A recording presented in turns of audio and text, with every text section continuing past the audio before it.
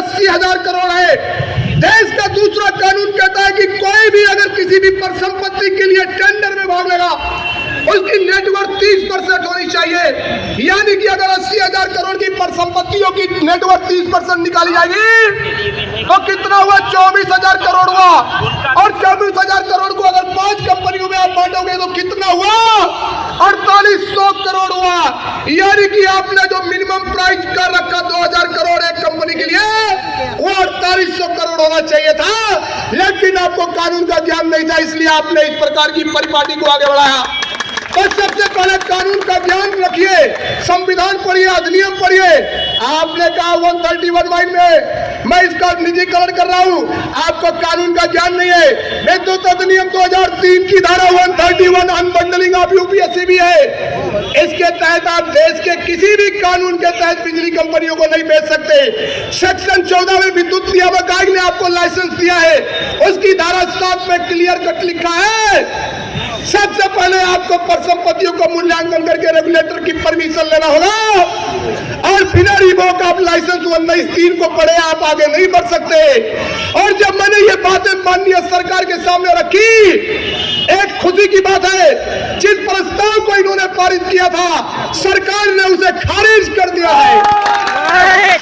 सरकार ने उसे खारिज करते हुए कहा है सबसे पहले आप कोई ऐसा कंसल्टेंट लाओ जिसको नियम और कानून का ज्ञान हो, उसके बाद उस पर पार्टी को आगे बढ़ाते हुए कार्रवाई पर विचार किया जाएगा।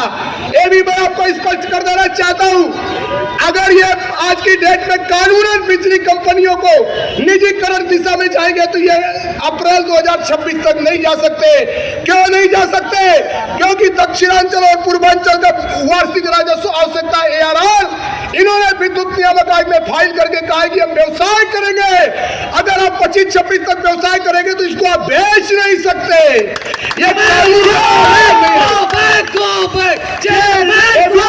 स्पष्ट कर देना चाहता हूँ, ये भी मैं आपको स्पष्ट कर देना चाहता हूँ, पावर कारपोरेशन की कोई भी लीगल एंटिटी नहीं है, वो संवैधानिक बॉडी है।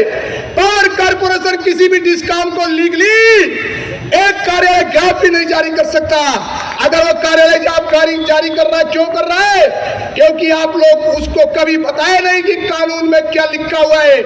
मां बिंदुवासिनी के मामले में सुप्रीम कोर्ट तक मामला गया, हाई कोर्ट ने और सुप्रीम कोर्ट ने क्या कहा? यूपीपीसीएल की कोई लीगल एंटिटी नहीं है, उसने अपनी पावर को चारों डिस्कॉम में बांट दिया है। जब आपकी पावर ही नहीं है तो आप 2 डिस्कॉम को बेच कैसे दोगे? नहीं बेच सकते आप कानूनन। देना चाहता हूं, इन्होंने कहा कि हमने एनर्जी टास्क फोर्स में ये प्रस्ताव पास कर दिया। आपको ये पता है कि पूरे प्रदेश में उपभोक्ताओं की 5,000 करोड़ की सिक्योरिटी जमा है।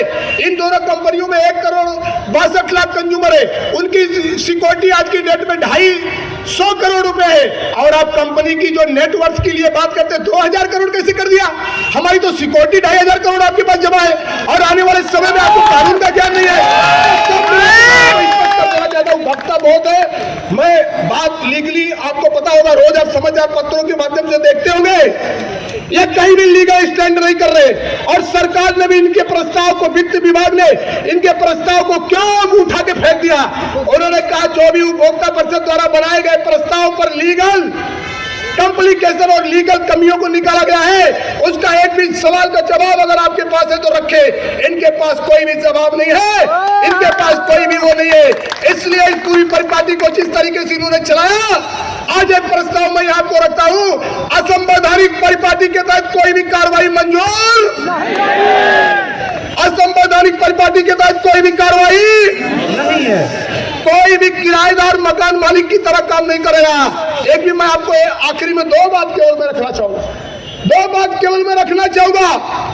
मैंने पावर कारपोरेशन के चेयरमैन से कहा, आप कहते हो कि घाटा, अभी आपने देखा होगा आजकल वो हर जगह एक चीज बोल रहे हैं कि साहब, एक नेताजी ने कहा कि 1,15,825 करोड़ रुपया उपभोक्ताओं का बकाया है, अगर उसे आप वसूल लेंगे तो आप 1 लाख करोड़ का घाटा पूरा हो जाएगा और 5,825 करोड़ के फायदे में पहुंच जाएंगे। मगर ऐसे वो बोलते हैं कि भाई अगर वसूल लेंगे। मैं पूछना चाहता हूं पावर कारपोरेशन के चेयरमैन से, आप हमें क्या बता रहे? आप भी तो यही कह रहे ना, अगर निजीकरण हो जाएगा तो लाइन लॉस इतना हो जाएगा, अगर निजीकरण हो जाएगा तो बिजली कंपनियों में फायदा हो जाएगा, अगर निजीकरण हो जाएगा आपका अगर अच्छा है तो हमारा भी अगर अच्छा है, और अगर आपका अगर खराब है तो हमारा भी अगर खराब है। जनता को बेवकूफ मत बनाइए। आपको जब कानून का ज्ञान नहीं, आपका पूरा प्रस्ताव खारिज हो गया तो इसका मतलब आपको तो पद से इस्तीफा दे देना चाहिए। हमें कुर्सी छोड़ो, आखिर में मैं इतना ही कहूंगा, आप लोगों को अपने मुख्यमंत्री में पूरा भरोसा रखिए। मुझे पता है जब अडानी आया बोला कि हम यहाँ पे स्मार्ट मीटर लगाएंगे, उसका टेंडर हमें याद है कि मैं याचिका करता था और मुख्यमंत्री ने हमारी बात मानी, उसको प्रस्ताव खारिज कर दिया। इसके बाद अडानी आया बोला कि जो 3,000 रुपए का टन का कोयला है 20,000 रुपया में हमारा कोयला खरीदो। हमने याचिका लगाई, मुख्यमंत्री ने कहा यहाँ नहीं खरीदा जाएगा और हमारी बात मान ली। और मैं फिर आपको आज यही कहना चाह रहा हूं, इस प्रस्ताव को भी मुख्यमंत्री जी ने मानना ही मानना, क्योंकि वो जनता के साथ खड़े और जनता हम लोग हैं। अगर जनता आपके साथ है तो जनता के साथ आप हैं। मैं आपको एक बात स्पष्ट कर देना चाहता हूं आखिरी में, लड़ाई तो हम जीत चुके हैं, केवल ऐलान बाकी है। लड़ाई तो हम जीत चुके हैं, केवल ऐलान बाकी है। थोड़ा और रुको मेरे साथियों, थोड़ा इम्तिहान और बाकी। जय संविधान, जय बाकी है। और एक बात मैं आखिरी में स्पष्ट कर देना चाहता हूं, हमारी ये तो यहाँ पे अभी लीगल कानून के मेरे 2-4 पचड़े हुए, अभी तो केवल मैंने इनको 15% कानून की किताब का दर्शन कराया है।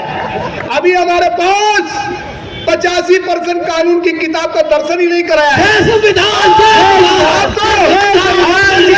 जवाब नहीं दे पा रहे, आप तो नियामक आयोग का जवाब नहीं दे पा रहे।